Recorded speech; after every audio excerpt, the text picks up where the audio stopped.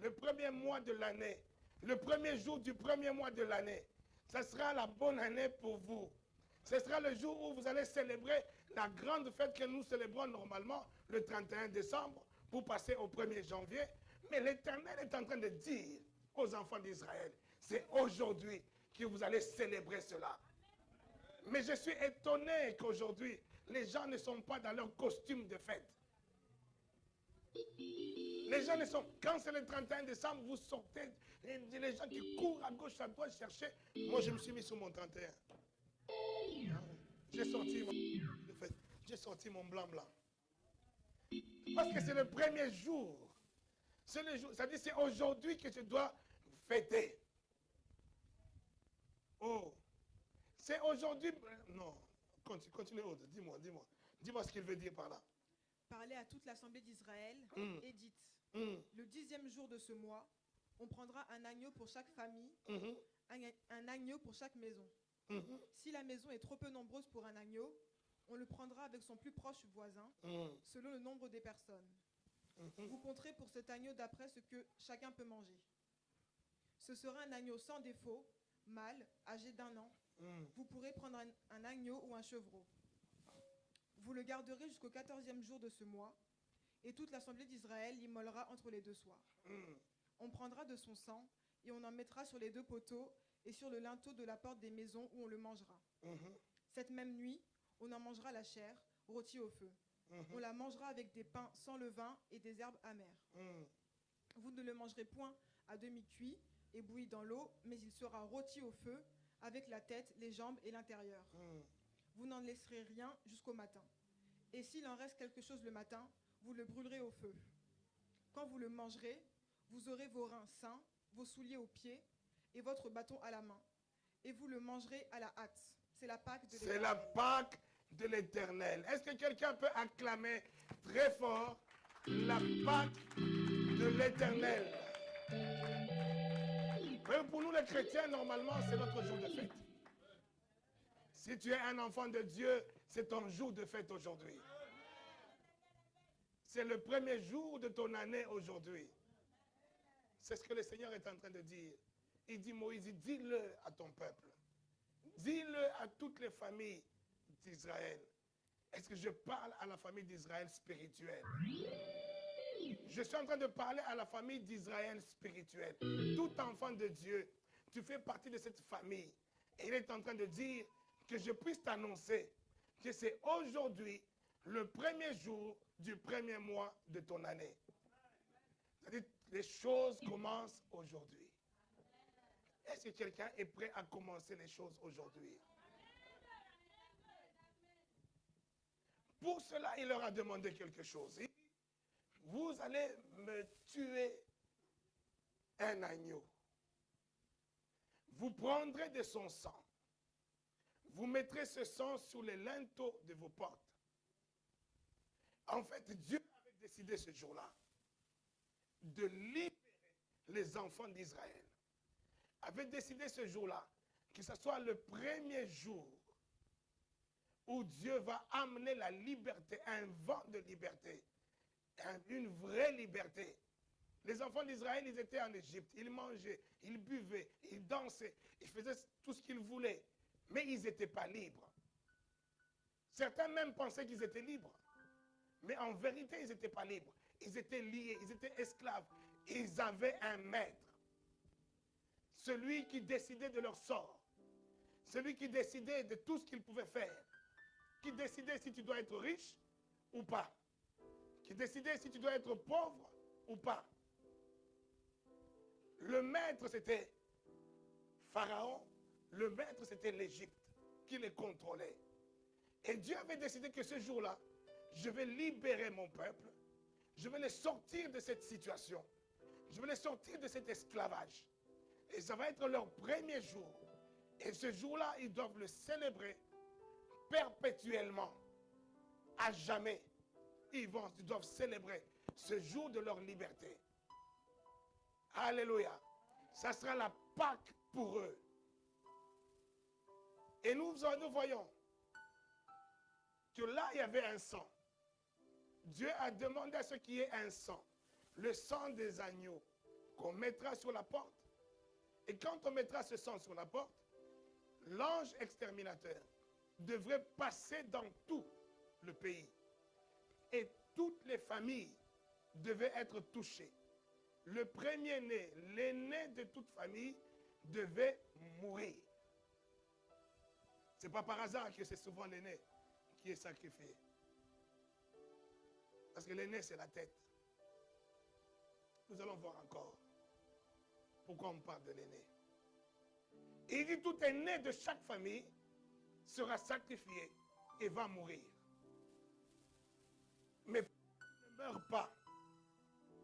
Il a fallu qu'ils mettent le sang d'un agneau sur la porte de chaque maison.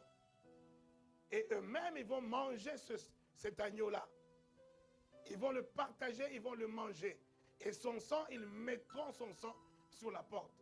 Et l'ange, quand il viendra, cet ange sera envoyé par qui? Cet ange sera envoyé par Dieu. Quand cet ange viendra, il va toucher toutes les maisons d'Égypte, sauf les maisons qui présentent le sang de l'agneau qui a été immolé et l'agneau qui a été mangé par la famille. Et c'est comme ça que toutes les familles d'Israël qui étaient averties et qui ont mangé l'agneau, qui ont présenté le sang, l'ange envoyé par Dieu ne pouvait pas voir autre chose que le sang. L'ange envoyé par Dieu, lui, il venait, il frappait d'une manière aveugle toutes les familles d'Égypte, mais sauf les maisons sur lesquelles on avait présenté le sang. Je veux dire, où la Bible veut nous montrer quelque chose, que le sang des boucs a rendu l'ange aveugle à quelque chose et a rendu l'ange clairvoyant pour tout le reste. L'ange envoyé par Dieu, qui est comme représentant de Dieu, je dirais qui est comme Dieu, il est devenu volontairement aveugle en voyant le sang. Quand il voit le sang, il ne voit plus le premier-né de la maison sur laquelle il y a le sang. Mais quand il n'y a pas le sang, il voit clairement tous les premiers-nés. Et il va décapiter tous les premiers-nés d'Égypte. Je dis aujourd'hui, c'est le premier jour, parce que le sang a coulé pour toi aujourd'hui. Je dis, le sang a coulé pour toi aujourd'hui. Souvent, nous parlons du sang. Nous pensons à quelque chose, le sang de Jésus, et puis tu es malade, tu dis, je jette le sang. Tu as des sorciers, tu jettes le sang. Non, tu invoques le sang partout. Le sang n'est pas quelque chose qu'on utilise pour jeter sur des sorciers. Ce n'est pas quelque chose qu'on utilise pour jeter sur des ennemis. Parce que le sang a pour but de racheter un autre sang. Alléluia. Si tu jettes le sang sur ton ennemi, en fait, tu es en train de sauver ton ennemi. Oh. À une vie, il faut une vie. À quelque chose qui a la valeur de 1000 euros, il faut 1000 euros pour prendre la chose. Oui ou non? Oui ou non? À une vie, il faut donner une vie. Quand tu as faim, quand tu as terriblement faim, qu'est-ce que tu dis? Je meurs de faim. Amen. Je meurs de faim. Donc tu dis, je suis en train de mourir de faim. Maintenant, pour que tu ne meurs pas de faim, qu'est-ce que tu dois faire? Qu'est-ce que tu vas faire? Même si tu es végétarien, tu vas aller prendre, je ne sais pas, quel légume pour manger, pour que tu ne puisses plus mourir de faim. Mais les légumes que tu vas prendre là, ça a été coupé, ça a été tué. Il y a eu la mort des légumes pour que toi, tu ne puisses plus mourir. Non, est-ce que je peux m'expliquer encore plus clairement? C'est-à-dire, quand tu meurs de faim, si tu es comme moi, quelqu'un qui aime trop la viande, je vais au supermarché, je vais acheter un steak. Ce steak-là représente la mort ou représente une vie qui a été ôtée pour que je ne meure pas de faim. Pour que je ne meure pas de faim. C'est la mort que je suis en train de dire. Pour que je ne puisse pas avoir la mort, il faut qu'il y ait mort d'autre chose. Il faut qu'il y ait mort d'un taureau quelque part. Il faut qu'il y ait mort d'un bouc quelque part. Il faut qu'il y ait mort d'un bœuf quelque part. Pour que moi je ne meure pas de faim. Il faut qu'il y ait mort d'une plante, d'un légume quelque part. Parce que même les légumes, ils ont la vie. Et leur vie est dans la sève qui coule dans l'arbre. Et l'animal, sa vie est dans le sang qui coule en lui. Et si le sang de l'animal coule, je suis en train de prendre sa vie. Mais comme moi je meurs de faim, pour que je ne puisse pas mourir, il faut qu'il y ait un sang qui coule quelque part pour que je ne puisse pas mourir. Et c'est comme ça que les enfants d'Israël, pour qu'ils ne puissent pas mourir, il fallait qu'il y ait un sang quelque part pour que les enfants d'Israël en Égypte ne meurent pas, pour que les premiers-nés ne meurent pas. Et c'est comme ça qu'on a présenté le sang des agneaux devant chaque linteau, chaque maison, pour que la mort ne vienne pas. Quand la mort viendra, elle verra que non, il y a déjà mort. Il y a déjà une mort qui est déjà présentée. Donc je saute, je passe au-dessus. Je vais là où il n'y a pas encore la mort. Parce que moi je suis envoyé pour donner la mort. Revenons maintenant à la Pâque de Christ. Le Seigneur, c'était un jour de Pâque aussi, où il a signalé à ses disciples que je m'en vais. Mon sang va couler. Mais mon sang ne va pas couler inutilement. Mon sang va couler pour inaugurer une nouvelle année, un nouveau mois, une nouvelle vie, quelque chose de nouveau dans la vie de quiconque me mangera. Vous vous souvenez qu'il fallait qu'il mange l'agneau afin qu'il présente le sang. Et le Seigneur est en train de nous donner encore aujourd'hui la sainte scène que nous allons présenter, que nous allons partager aujourd'hui. Cette scène, c'est le corps de Jésus qui a été brisé. Le sang a coulé. La coupe que nous allons boire, c'est le sang de Christ Jésus qui a coulé pour que nous puissions aujourd'hui manger Jésus et présenter son sang. Oh. Notre Dieu est un Dieu saint. Un Dieu saint, c'est un Dieu qui ne peut pas cohabiter avec le péché. Un Dieu qui est tellement saint que le péché ne peut pas s'approcher de lui. Et le monde entier est dans le péché. Le monde entier a commis le péché d'une manière ou d'une autre. Et le salaire du péché, pas le salaire du péché le plus grand, pas le salaire de plusieurs péchés, le salaire du péché, c'est la mort. Alléluia. Alléluia. Le salaire du péché, c'est la mort. Et le Seigneur, le Dieu Tout-Puissant, il sait que la mort est rentrée dans le monde. Parce que le monde est dans le péché. Mais je veux libérer le monde. Je veux sauver le monde. Je veux sauver l'homme que j'ai créé à mon image, selon ma ressemblance. Un homme que j'aime tant. L'homme en qui j'ai mis tout mon amour. En qui j'ai fabriqué de mes propres mains. Quand j'ai fabriqué la lune, le soleil, les animaux et tout le reste, j'ai dit et la chose est arrivée. Mais quand j'ai fabriqué cet homme-là, moi-même je suis descendu. La Bible dit qu'il prit de ses mains, il a pris la boue de ses mains, il a formé l'homme de ses mains et il a soufflé le souffle dans l'homme. C'est le seul à qui il a donné cet honneur-là, de pouvoir le former de ses propres mains et de mettre son souffle dedans. Je veux dire que Dieu t'aime. Non, je vais redire que tu es un ouvrage de Dieu. Donc tu es vraiment le tableau du grand peintre de tous les peintres.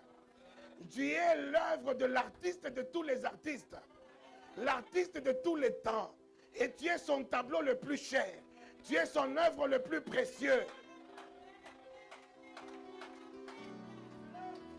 Et quand il voit que cette œuvre-là est en train d'aller dans la déperdition. Cette œuvre-là est en train de se détruire dans un monde de péché. Il dit, il voit, il regarde. Mais il n'y a personne qui peut sauver cette œuvre-là. Il n'y a personne qui peut sauver ce qui est précieux à mes yeux. L'homme est précieux aux yeux de Dieu. Non, je veux dire, tu es précieux aux yeux de Dieu. Non, tu veux que je te montre que tu es précieux aux yeux de Dieu. Dieu aimait Israël. Il avait choisi Israël.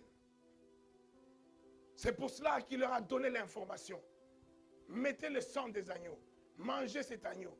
Et la mort ne va pas frapper dans vos maisons. Ça encore, c'était le sang de l'agneau. Oh. Mais regardez ce qu'il fait. Pour 1 Pierre.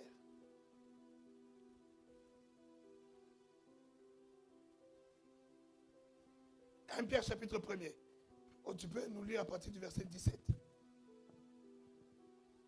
Et si vous invoquez comme Père celui qui juge, Lis doucement.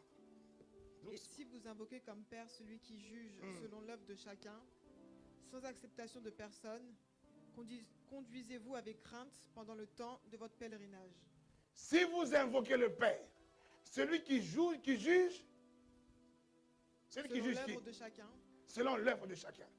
Or, le jugement de l'œuvre de chacun, il juge le péché de chacun. C'est-à-dire, quand il voit, il trouve en toi le péché, tu as un salaire. Et le salaire, c'est quoi? C'est la mort. Il dit, quand vous invoquez ce Dieu-là, ce Dieu qui a dit le salaire du péché, c'est la mort. C'est ce Dieu-là qui juge toutes choses. C'est le Dieu-là qui sait que dans ta vie, un jour, tu avais commis un péché et tu as comme salaire la mort.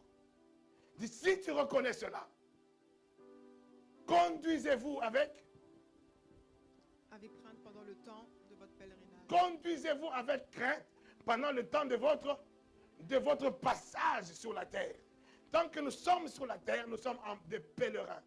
Et notre Dieu, celui qui juge tout le monde, celui qui juge tout, c'est celui que nous invoquons. Écoutez maintenant la suite. Sachant que ce n'est pas par des choses périssables, par de l'argent ou de l'or, que vous avez été rachetés de la... Alors ce Dieu-là, comme il juge tout, personne n'échappe à son jugement. Alléluia. Est-ce que je parle à quelqu'un? Non, je crois que je parle à quelqu'un. Celui personne n'échappe à son jugement, parce qu'il juge tout le monde. Maintenant, il dit, redis-le, sachant que ce n'est pas par des choses périssables, par de l'argent ou de l'or, que vous avez été rachetés de la vaine manière de vivre que vous avez hérité de vos pères. Oh. Mais par le sang précieux de Christ. Il dit, qu'est-ce que nous avons hérité de nos pères? Nous avons hérité une vaine manière de vivre. Nous avons mérité une manière de vivre de pécheurs. Nous avons hérité le péché de nos pères. Et comme nous avons hérité le péché de nos pères, personne ne peut échapper au jugement de celui qui juge tout. Personne ne peut échapper, je le répète, au jugement de celui qui juge tout. Mais j'ai dit à quelqu'un encore ce matin, parce que Dieu t'aime, est-ce que tu peux dire Dieu m'aime? Dis-le à ton voisin, Dieu t'aime. Comme il avait aimé Israël, il a choisi Israël. Et c'est l'amour qu'il a manifesté pour Israël. Il savait que mon jugement, mon ange qui va juger toute Égypte, il va juger sans exception l'Égypte entière. Mais je choisis Israël pour pouvoir faire échapper à Israël la mort que je vais frapper dans toute Égypte. Et c'est pour qu'il puisse échapper. Moi, mon jugement viendra. Mon jugement ne loupe pas. Mes anges, quand ils vont, ils ne distinguent pas autre chose. Ils viennent exécuter leur mission. Mais pour cela, je vais donner à ceux que j'aime. Je vais donner à Israël une chance de se racheter. Je vais dire à Israël ce qu'il faut faire.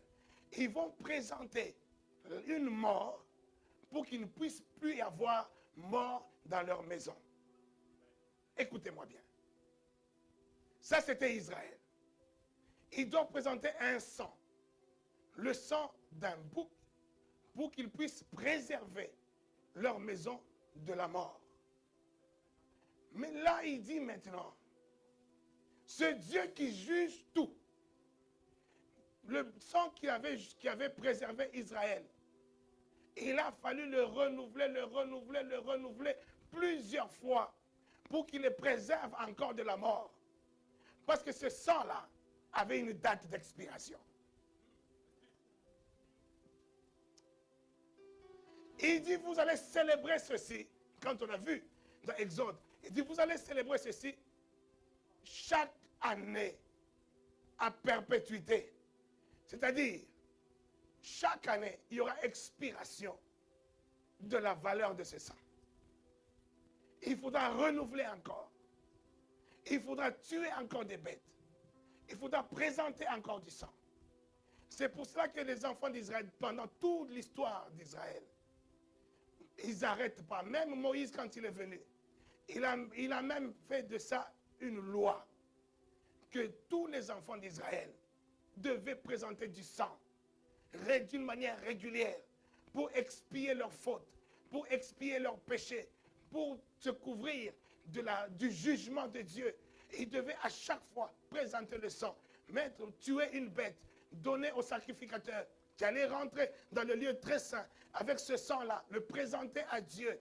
Et comme ça, Dieu, ça couvrait leurs péchés et ils n'étaient pas atteints par le jugement de Dieu. Parce que ça avait une date d'expiration. C'est pour cela qu'il est en train de dire maintenant à l'Église. Il dit, vous, Église, vous n'êtes pas des Juifs. Vous n'êtes pas Israël physique. Mais vous êtes une nouvelle créature. Une créature qui a du prix à mes yeux. Une créature qui n'a pas la valeur de ceux que j'avais choisis autrefois en Égypte pour être mon peuple et moi leur Dieu. Mais vous êtes une créature spéciale. Une créature qui est précieuse à mes yeux. Non, est-ce que je parle à quelqu'un qui est précieux aux yeux de Dieu? Aujourd'hui, je ne vais pas parler beaucoup. Je veux simplement que tu intègres, que tu comprennes que nous sommes en train de parler d'une race qui est précieuse aux yeux de Dieu. Une race qui a été rendue précieuse. Cette race n'a rien fait. Comme Israël, quand ils étaient en Égypte, ils n'avaient rien fait. Ils n'avaient pas mérité cela. Ils n'ont rien fait pour mériter que Dieu puisse les choisir. Les gens peuvent dire, oui, Dieu avait choisi Abraham parce qu'Abraham avait fait ça, parce qu'Abraham avait fait ça. Non, Abraham n'avait rien fait. Abraham avait commis aussi des péchés comme tout le monde. Et comme il a commis des péchés, le salaire du péché, c'est la mort. Adam lui-même, ils ont commis un péché. Ils étaient séparés de Dieu. C'est ça la mort. Abraham, il en a commis aussi. Et il avait droit à être séparé de Dieu. Il n'a rien fait pour mériter cela. Mais on dit par la grâce de Dieu. Donc par la bienveillance de Dieu. Par la seule volonté de Dieu. Par le seul amour et le seul jugement de Dieu. Lui-même, il choisit. Abraham, je te choisis. Tu seras celui avec qui je ferai mon alliance. Une alliance avec une multitude après. Celui par qui viendra le fils que j'avais promis à Ève. Abraham, je t'ai choisi. Abraham n'a rien fait. Abraham n'a rien mérité. Ce n'est que par la grâce. Et là, il est en train de dire, maintenant, la promesse que j'avais donnée à l'homme, cette promesse, je vais maintenant l'accomplir. Cette fois-ci, je ne vous demande pas de tuer des bêtes et de présenter le sang. Cette fois-ci, je ferai ce que moi-même j'avais fait dans le jardin d'Éden pour que Adam et Ève ne soient pas perdus à jamais. Ils n'ont rien demandé. Ils n'ont même pas demandé pardon. Oh. Est-ce que vous avez vu quelque part, c'est écrit, Adam et Ève, ils ont demandé pardon à Dieu? Ils n'ont même pas demandé pardon. Mais moi, Dieu, je les ai sauvés. Par ma grâce. Dieu avait tué un animal. Le sang a coulé. Encore une fois, le sang. Quelqu'un peut dire le sang. Il a pris la peau, il les a couverts. Eux qui venaient de désobéir, eux qui venaient de commettre le péché, eux qui venaient de tourner le dos à Dieu, mais Dieu les couvre encore. Et Dieu fait couler le sang d'un animal innocent. Il vient de prendre la vie d'un animal pour couvrir la mort d'Adam et Ève. Je parle doucement. C'est une notion qui doit pénétrer tes entrailles. C'est une notion qui doit vivre en toi. Tu es chrétien, mais tu ne sais pas. Tu es chrétien, tu crois que c'est un jeu d'être chrétien, de venir à l'église. Mais c'est une œuvre spéciale. C'est quelque chose de fort, de très précieux. Il a tué une bête pour couvrir Adam et Ève. Mais là, maintenant, il ne s'agit plus de bête. Il dit, la bête a sauvé Adam. Mais Adam n'était pas mieux. Amen. C'est simplement par ma grâce. Mais Adam, il a fallu que même ses fils et tout ça puissent offrir aussi des bêtes. Offrir aussi des bêtes pour pouvoir racheter. Parce que même le sang qu'il présentait là, même de l'agneau, le sans tache, là où l'agneau, le plus petit, qui n'a pas de défaut, il avait toujours une date d'expiration. Il dit maintenant vous, je vous choisis maintenant vous. Et je vais faire quelque chose de spécial. Et il dit, sachant que ce n'est pas par des choses périssables, comme j'avais fait avec Adam et Ève, j'avais fait avec des choses périssables, des choses qui ont une date d'expiration. J'avais présenté le sang d'un animal, un animal qui va pourrir après un certain temps. Un sang qui va se détériorer après un certain temps. C'est ce que j'avais fait avec Adam et Ève. Mais avec vous, sachant que ce n'est pas par des choses périssables, ce n'est pas par des choses qui ont une date d'expiration. Ce n'est ni par de l'or, ni par l'argent. Mais vous, c'est pas le sang précieux de Christ. Est-ce que vous lisez avec moi ou pas? Je répète. Sachant que ce n'est pas par des choses qui ont une date d'expiration. Comme je l'avais fait avec Adam et Ève. Comme je l'ai renouvelé avec les enfants d'Israël en Égypte. Comme je l'ai fait à chaque fois que les enfants d'Israël ont péché. Ils devaient subir la mort. Et moi, je leur ai recommandé de présenter quelque chose, un sang. Même ce sang-là, il était périssable. Mais cela les rachetait. Et comme il était périssable, quand il atteignait la date de péremption, il fallait qu'il représente encore un autre sang. Mais maintenant à vous, sachez que ce n'est pas par des choses périssables. Ce n'est pas par des choses qui ont une date de péremption. Ce n'est pas par des choses qui ont une limite dans le temps. Mais c'est par quoi? Est-ce que tu peux le dire avec moi? C'est pas Le sang précieux de Christ. Dis encore bien, c'est pas. Non, dis encore mieux, le sang précieux. Je devais entendre des grandes acclamations. Je devais entendre des grands cris de joie. Parce que ce n'est pas par de l'or périssable. Ce n'est pas par le sang des boucs qui périt. Ce n'est pas par le sang des agneaux qui ont une date de limite de péremption. Mais c'est par le sang. Pas n'importe quel sang. Mais le sang précieux. Je disais que tu es quelqu'un de précieux. Est-ce que tu peux dire un bon amen? Je Je disais que tu es quelqu'un de précieux. Tu es plus précieux qu'Abraham. Tu es plus précieux que David. Tu es plus précieux que Moïse. Tu es plus précieux que Élie. Tu es plus précieux que tous les prophètes. Tu es précieux. Parce que toi, tu n'as pas été racheté avec quelque chose de périssable. Tu n'as pas été racheté avec de l'or.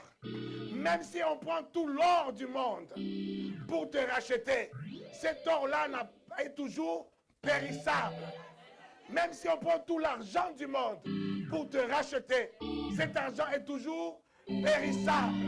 C'est pour ça qu'il a décidé. Parce que toi, tu es précieux. Parce que toi, tu es précieux. Il a décidé. Il va t'acheter. Il va te racheter avec quelque chose de précieux. Il va te racheter. Et il t'a racheté avec du sang précieux. Pas n'importe quel sang. Pas n'importe quel sang. Le sang précieux qui a du prix aux propres yeux de Dieu. Précieux aux yeux de Dieu. C'est lui qui appelle ça précieux. C'est Dieu lui-même qui juge ce sang-là précieux. Si ce sang est précieux aux yeux de Dieu, ce avec quoi il va racheter par ce sang-là a aussi quelle valeur? Précieux. Oh, est-ce que tu es précieux? Est-ce que tu es précieux?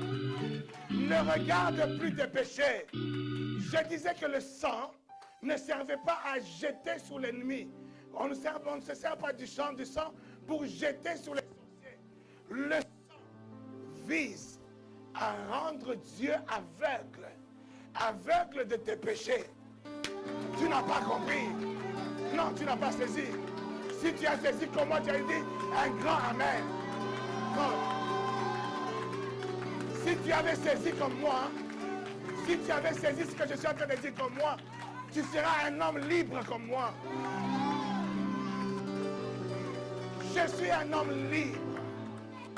Je suis un homme libre. À cause du sang précieux. Ce sang-là n'a pas de prix. Qui peut venir encore me racheter? Si tu veux me racheter de mon nouveau maître, il faut mettre le prix que lui, il a pris pour me racheter. Qui peut trouver ce prix quelque part? Où est-ce que tu peux trouver le prix qui peut être l'équivalent ou valoir le sang précieux de Jésus? Le sang précieux de Dieu. Son propre sang à lui. C'est ça qui est de plus précieux. Et c'est ça qu'il a mis sur la balance. C'est ça qu'il a mis sur le marché. Pour pouvoir me racheter. Non, je disais pour pouvoir te racheter. Si tu le crois avec moi, tu vas me donner un bon amen.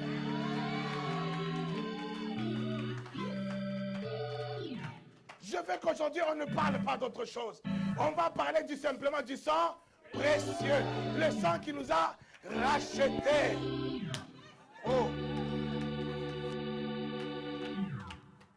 Ce sang appartient à qui?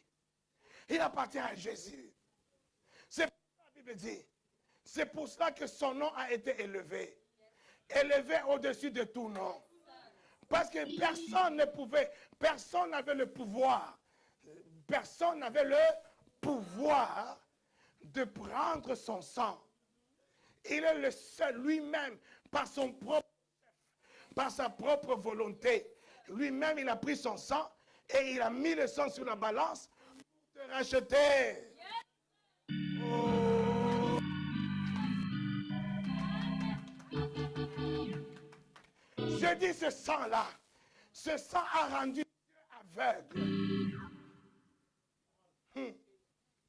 Quelqu'un me dit, Dieu peut être aveugle. Oh. J'entends quelqu'un me dire, est-ce que Dieu peut être aveugle? Oui, Dieu est devenu. Dieu est devenu aveugle. Aveuglé par son propre sang. aveuglé par son propre. Le sang précieux de Dieu, quand il est présenté, Dieu ne voit plus autre chose. Il ne voit que le sang.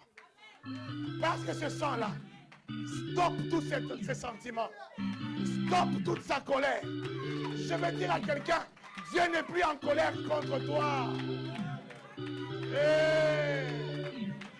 Dieu n'est plus en colère contre toi. Tu entends les amens des religieux. Et ils disent non, c'est pas vrai. Dieu doit être en colère contre moi. Après ce que j'ai fait hier. Après ce que j'ai fait hier. Et Dieu n'est pas être en colère contre moi. Donc qu'est-ce qu'il me raconte là? Je dis Dieu n'est pas en colère contre toi. Non mais je répète encore. Dieu n'est pas en colère contre toi. Sa colère est tombée déjà sur quelqu'un. La colère qui t'était destinée est tombée déjà sur quelqu'un. Mais cette personne-là, il a reçu cette colère. Il a vécu cette colère de Dieu. Il a été torturé par cette colère de Dieu. Il a été broyé par cette colère de Dieu. Il a été meurtri par cette colère de Dieu. Et son sang a coulé par cette colère de Dieu. Nous sommes en train de vivre la croix. On dit oui, aujourd'hui c'est la Pâque. Nous voyons la croix. Les gens disent, oh non, la semaine c'était... Aujourd'hui il a eu le sang et le baiser de Judas. Et après, il est avancé, on l'a torturé. Et après, tu vis ça. Tu vas regarder même le film La Passion de Christ. Tu regardes et tu pleures. Oh Jésus. Oh Jésus. Regarde comment on l'a tapé. Bien aimé, c'est rien. Même ce que tu as vu dans le film, c'est rien par rapport à la réalité. La réalité était beaucoup plus atroce que ça. La colère de Dieu était tombée sur lui. Lui qui n'avait rien fait. Lui qui n'avait aucun péché en lui. Lui qui n'avait pas droit à ce salaire-là. Le salaire de la mort, parce qu'il n'avait pas le péché en lui. Mais il a accepté de prendre ce qui devait tomber sur toi. Il a accepté de le prendre. Oh,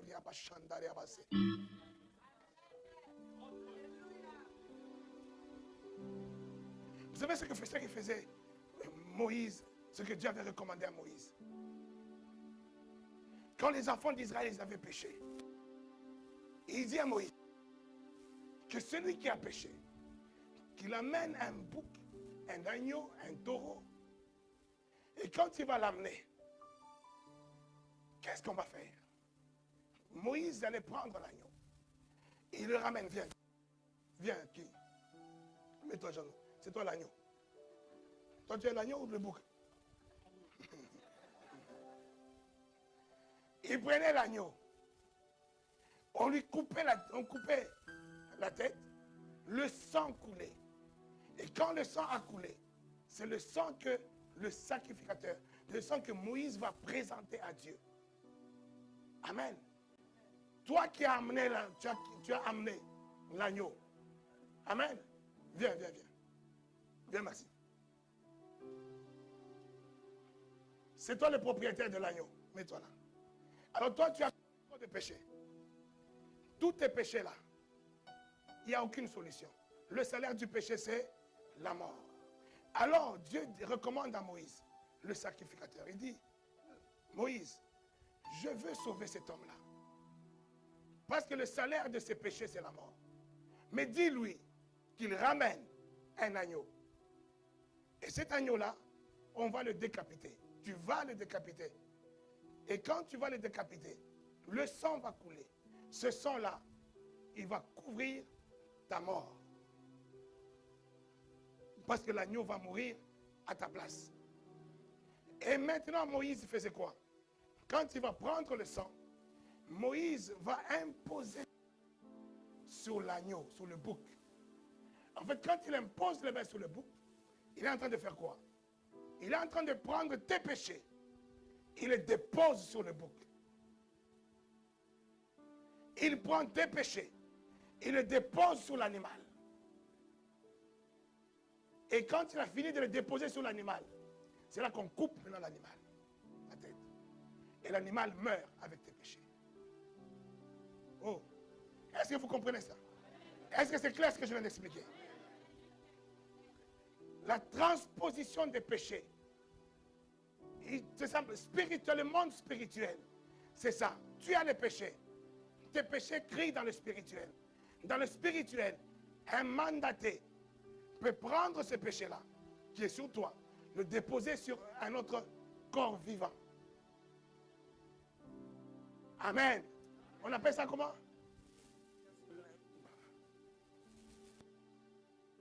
Quand tu vas déposer sur l'agneau, est-ce qu'ils sont encore sur toi? Ils sont maintenant sur... Et maintenant, ils vont couper la tête de l'agneau. L'agneau meurt avec tes péchés.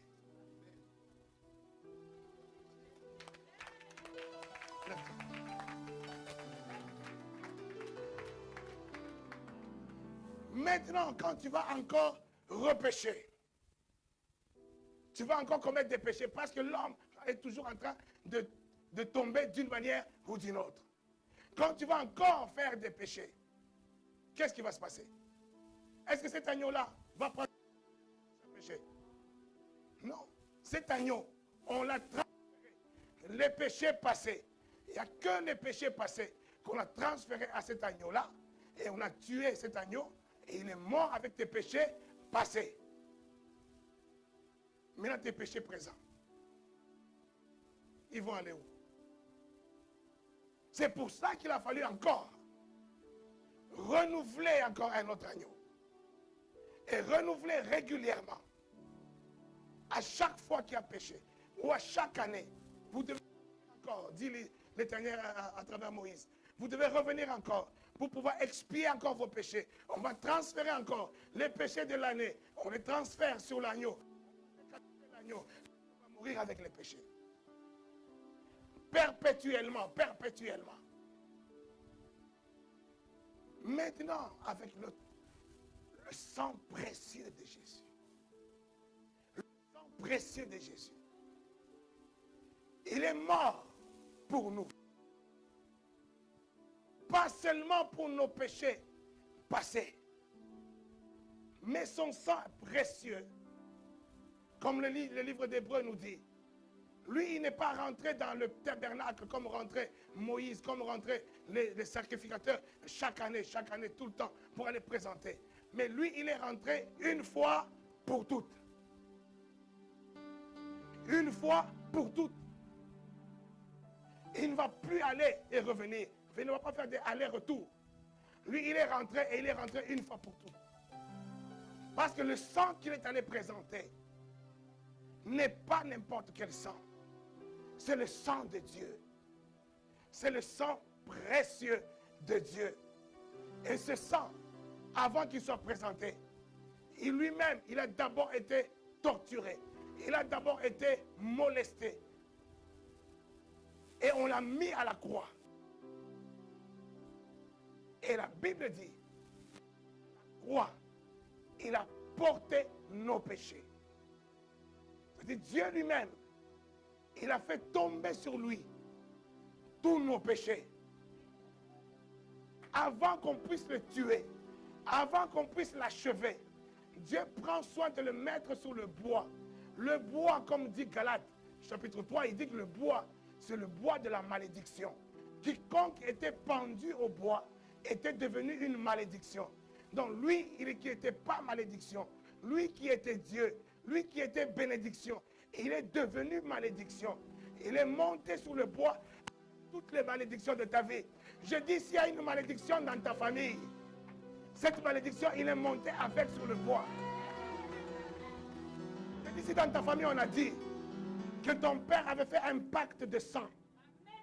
Ton père avait fait couler, je ne sais pas quelle personne, quel gris-gris, où il avait sacrifié toute la famille. Et que tu vois que dans ma famille, personne n'arrive à avoir les biens que mon père avait. Mon père avait 2 maisons, mais de tous ses enfants, il n'y a même pas un seul qui a une maison. Soit on a chez papa, chez maman, ou papa il meurt, on se dispute les maisons de papa et de maman. Alors que les enfants doivent avoir plus que le père. Oh, le Dieu d'Abraham, d'Isaac, de Jacob, c'est un Dieu qui a rendu Abraham riche, mais qui a rendu Jacob très riche, et qui a rendu d'abord Isaac très riche, Et Jacob, très très riche. Je dis, cette malédiction qui est sur ta famille, aujourd'hui, c'est le dernier jour de cette malédiction. Je dis les choses qui ont été proclamées dans ta famille, les choses qui ont été faites, même, je dis bien même le pacte de sang, même le sang de ton père, même le sang de ta mère, le sang n'est pas précieux.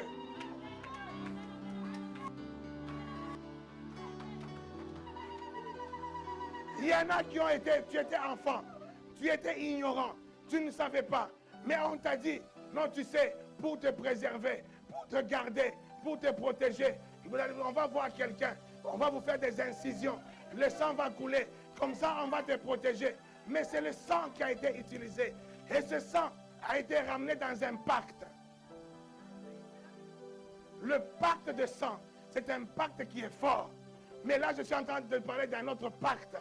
Un pacte plus fort que le pacte de ton sang, plus fort que le pacte du sang de ton père, plus fort que le pacte du sang de ta mère, du sang de ton oncle, du sang de ton grand-père. Je parle du sang précieux. L'impact du sang, pendant que je suis en train de parler aujourd'hui, quelqu'un va être délivré. Quelqu'un sera délivré de toutes les malédictions qui étaient toute ta famille. Les malédictions de sang, aujourd'hui ça va tomber au nom de Jésus.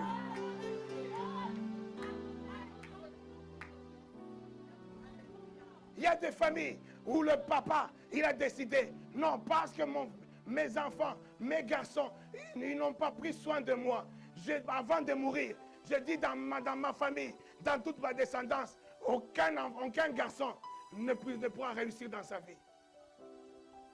Mais les gens ont été méchants. Hein? Les gens ont été méchants. Si peut-être toi, ce n'est pas ton cas, peut-être toi, tu n'es même pas au courant. Mais laisse-moi te dire, il y a ceux qui connaissent ces choses. Il y a ceux même qui ne connaissent pas, mais qui vivent ces choses. Ou dans ta famille, tu es né, mais tu vois dans la famille, toujours, tu vas même te marier. Tu vas même faire 10 ans de mariage. 15e année, divorce. On ne comprend pas. Pourquoi? On ne sait pas. Oh non, dans notre famille, c'est comme ça. C'est comme ça dans notre famille. Mais il y a eu des gens méchants. Des gens qui ont été à la tête de toute une famille. Et qui ont fait des sacrifices. Qui ont fait des pactes. Qui ont fait couler le sang. Pour que toute la famille puisse être à ses bottes. Vous tous, vous avez besoin de quelque chose, vous venez chez moi. Tu as besoin d'argent, tu viens chez moi. C'est moi le chef de la famille. C'est moi qui décide. C'est moi qui fais tout. Et je parais l'homme gentil de la famille. Ah non, lui il est gentil. Toi, tout ça, mon oncle là, il est gentil. Toi, mon grand frère, il est gentil. C'est lui qui m'a payé les études. C'est lui qui m'a donné ceci. C'est lui qui m'a fait ceci. Mais tu ne sais pas que lui, il a fait des pactes pour vous maintenir, vous tous, dans la médiocrité. Il a pris tout ce que vous aviez. Tout ce qu'on avait, tout ce que vous avez comme grâce, comme personne, comme bon, il a pris ça. Lui-même, il a utilisé. Lui-même, il est devenu riche. Maintenant, vous êtes tous limités. Il est mort même. Mais vous ne décollez toujours pas. Vous savez, peut-être pas vous. Moi, je suis dans une tribu. La tribu des Balouba chez nous. Mais moi, je n'ai jamais fait de gris-gris ou quoi que ce soit. Mais dans ma tribu, il y a quelque chose. Tu vois quelqu'un. J'ai eu un ami il y a quelques années, dans les années 95 par là, qui est mort ici à Paris. Il est mort simplement parce qu'il avait pardonné sa femme. Parce qu'il a pardonné sa femme. Sa femme l'avait quitté. Sa femme l'a trompé. Et ils se sont séparés. Mais il aimait tellement sa femme qui lui dit non, c'est quand même ma femme, je te pardonne, reviens à la maison. Juste le fait de pardonner sa femme. Et la femme est revenue à la maison, sachant que ma femme m'avait trompé. il est mort. Chez nous, on appelle ça Chibao.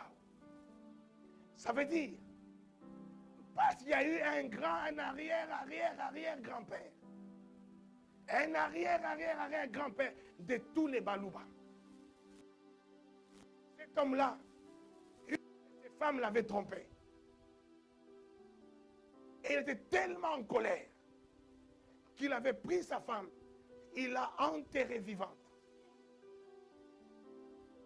Et il a déclaré des paroles sur le sang de cette femme.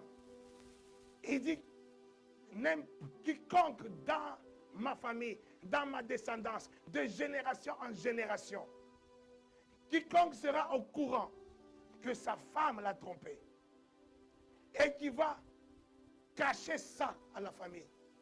Parce que toute femme qui trompe doit mourir, doit être condamnée. Mais quiconque saura que sa femme a trompé, mais qui va l'occulter, qui va cacher à la famille, parce qu'il aime sa femme et qu'il veut pardonner, c'est lui qui prendra la mort de sa femme. Parce que cet arrière-grand-père, il avait déclaré ça. Mon ami là, il n'avait fait aucun rituel de ce genre. Il ne savait même pas. Mais comme lui, il était au courant que sa femme l'avait trompé. Et il a pardonné sa femme. Il a remis sa femme dans sa maison. Il a pris la mort de sa femme. Oh. Que tu sois au courant ou pas, il y a des malédictions, il y a des pactes qui ont été faits. Que tu sois au courant ou pas, que tu sois impliqué directement ou pas. Mais ces choses-là, quand ça a été fait avec le sang, c'est des choses qui génération après génération. Mais je ne suis pas venu te dire cette mauvaise nouvelle. Je ne suis pas prédicateur des mauvaises nouvelles. Je suis prédicateur de la bonne nouvelle. Et la bonne nouvelle, c'est qu'il y a eu un autre sang qui est venu remplacer ce sang. Or, cet autre sang, c'est un sang précieux. Jamais maintenant, toi qui es Moulouba qui m'entends, toi qui es Moulouba, tu me suis, jamais maintenant, si tu acceptes le sang précieux dans ta vie, jamais maintenant, même si tu as eu cette histoire dans ta vie, tu as le droit de pardonner. Tu as le droit de pardonner et rien ne va arriver. Parce que le sang précieux a racheté cette malédiction. Oh, vous lisez les Écritures, mais est-ce que vous comprenez les Écritures? Quiconque était pendu au bois était devenu malédiction. Lui qui n'avait pas de malédiction, lui qui n'avait pas de péché, lui qui avait un sang précieux, mais il a été pendu au bois. Pour que quoi? Pour que la malédiction qui était sur toi puisse tomber sur lui. Toi qui étais autrefois fils de Dieu, parce que tu étais déjà un pécheur, est appelé aussi fils de la colère de Dieu. Tu étais fils de la colère de Dieu. Mais Dieu, il a monté son fils unique, Jésus, comme un agneau sans tache, comme un agneau pur, comme un agneau sans défaut.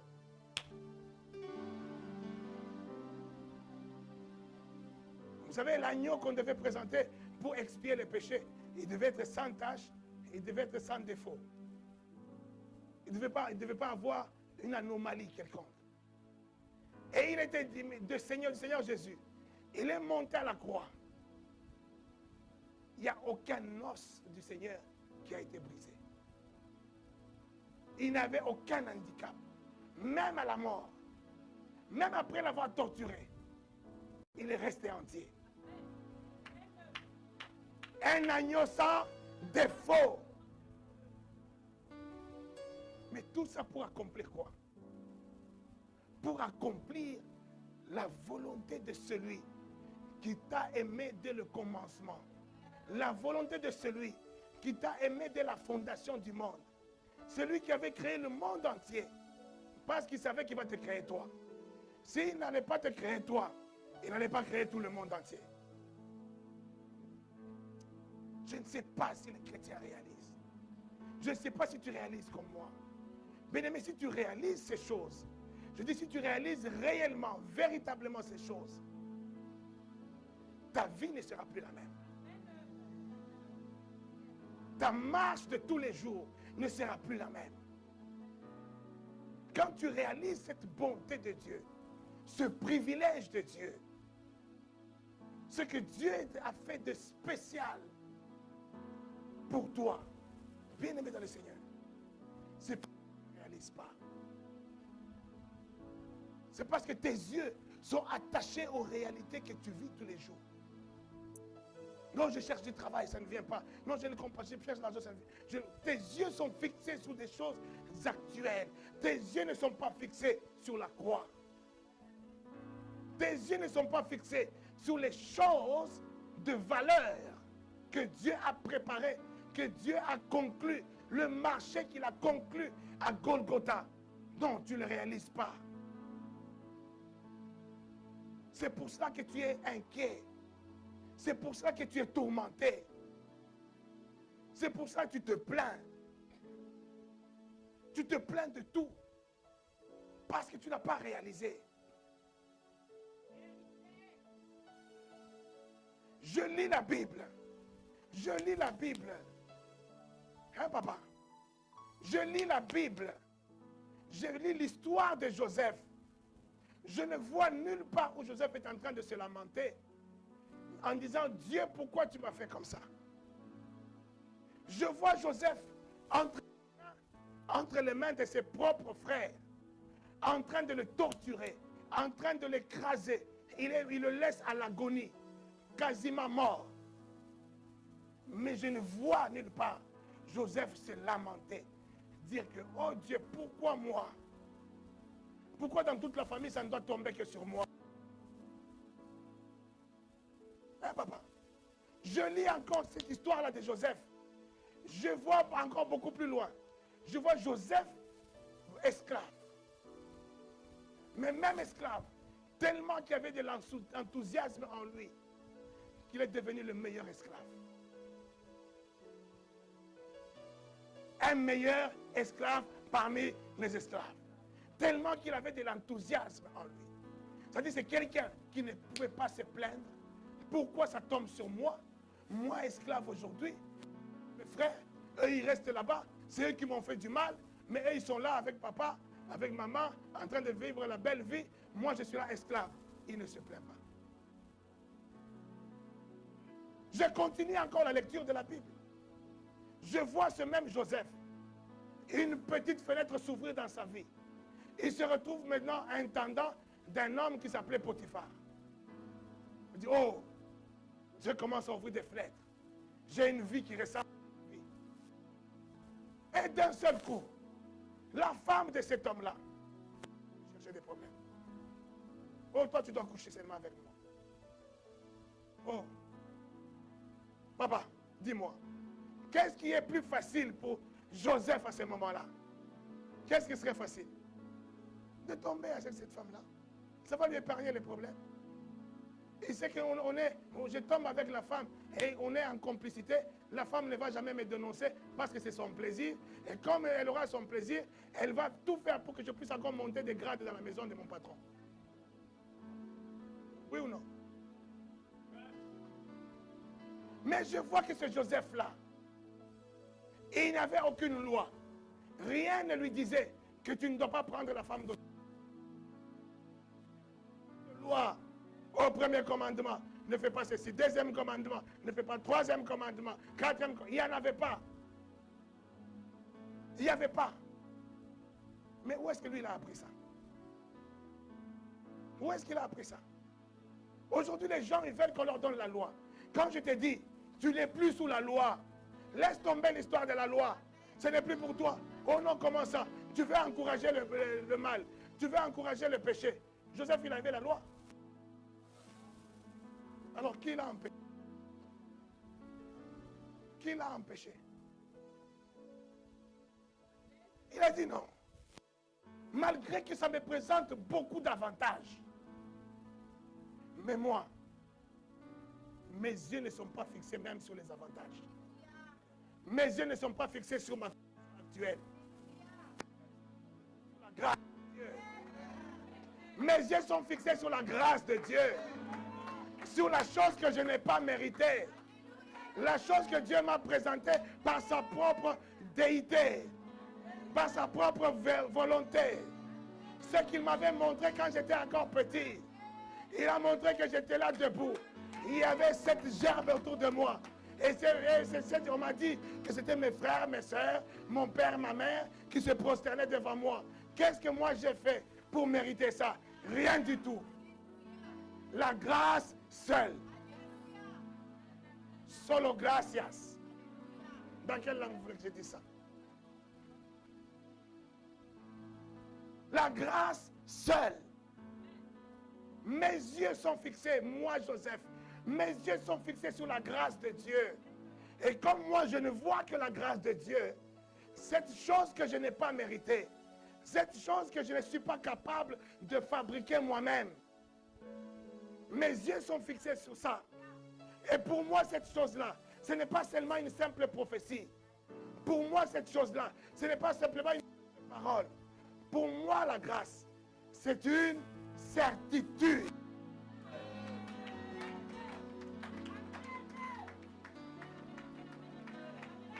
Pour moi, la grâce, c'est une absoluté. Qu'il vente, qu'il neige, qu'il pleuve, qu'il fasse tout ce que tu veux. La grâce sur ma tête s'accomplira certainement.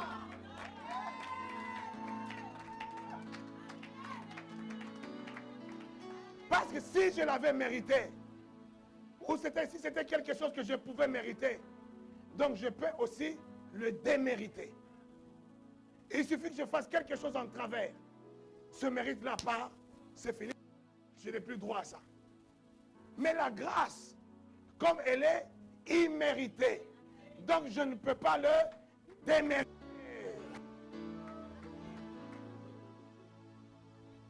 La seule chose qui me reste, c'est quoi? De faire confiance à la grâce. La seule chose qui me reste, c'est quoi? D'avoir foi à la grâce. La seule chose qui me reste, c'est quoi? C'est de garder mes yeux fixés sur la grâce. Si j'ai les yeux fixés sur la grâce de Dieu, ça se verra au travers de ma marche de tous les jours.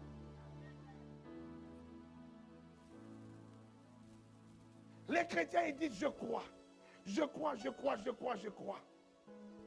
Mais ce n'est pas parce qu'ils crient fort que je crois qu'ils croient.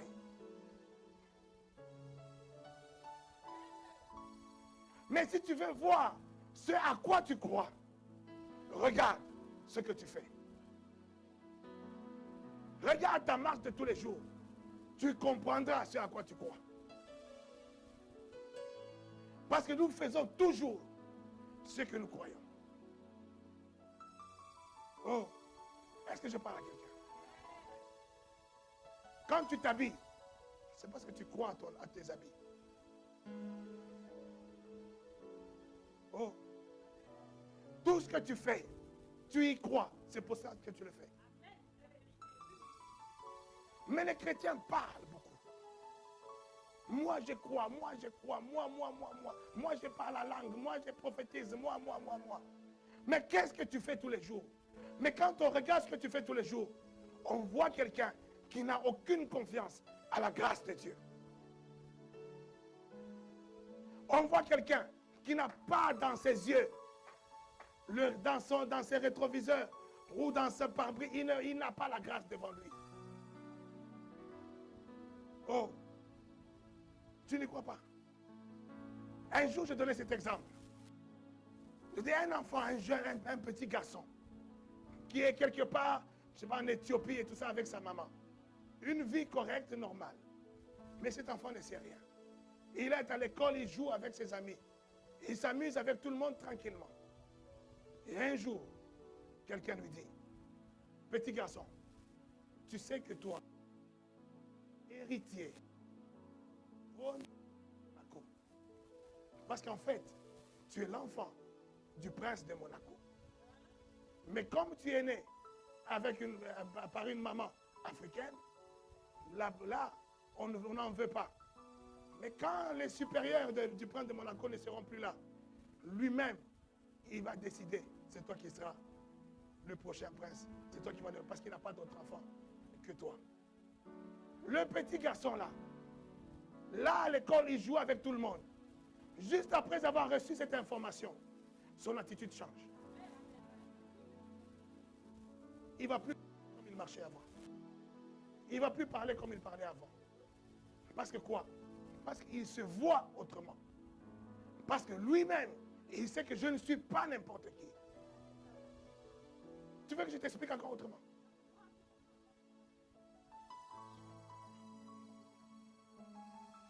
Oh. Bien-aimé dans le Seigneur, je disais encore, je vais donner encore un exemple très bas. Tu as faim. Tu n'as rien à manger. Tu n'as rien dans la poche. Amen. Tu as faim. Mais tu es là. Mais tu sais que dans mon compte, j'ai 10 000 euros. Dans mon compte, j'ai 10 000 euros. Mais à cet instant-là, j'ai faim. Est-ce que tu vas pleurer parce que tu as faim? Est-ce que tu vas te lamenter parce que tu as faim? Parce que tu sais que j'ai l'argent. Oui ou non? Je suis en train de parler de quelqu'un qui a les yeux fixés sur la grâce. Qui sait que j'ai la grâce. La grâce de Dieu m'est déjà réservée.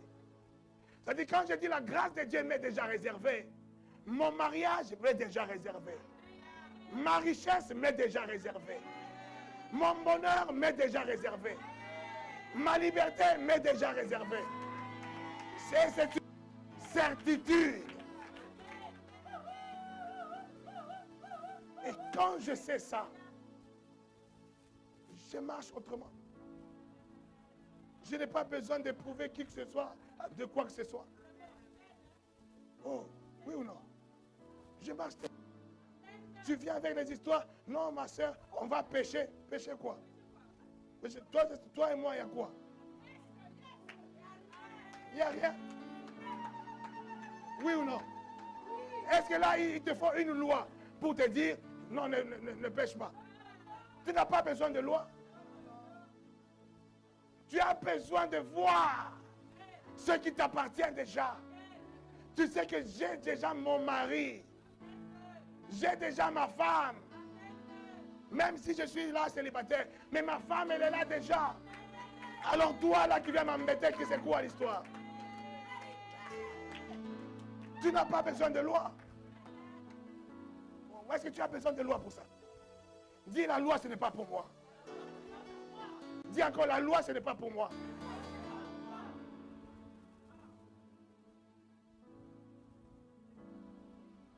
Galates 5, 18. Galates 5, même en Galates 5, 18. Je vais t'expliquer que la loi, ce n'est pas pour toi. Oh. Il dit quoi? Si vous êtes conduit par l'esprit, vous n'êtes point sous la loi. Oh. Il dit quoi? Répète encore. Si vous êtes conduit si vous êtes conduit par... Est-ce que je parle à quelqu'un qui est conduit par l'esprit?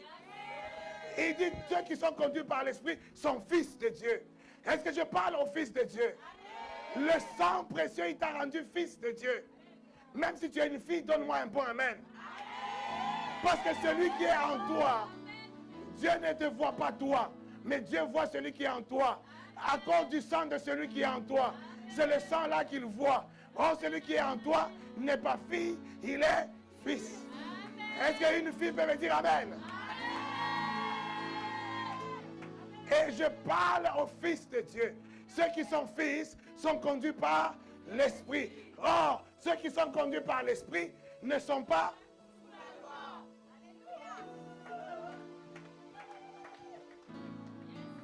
Arrête-moi avec la loi.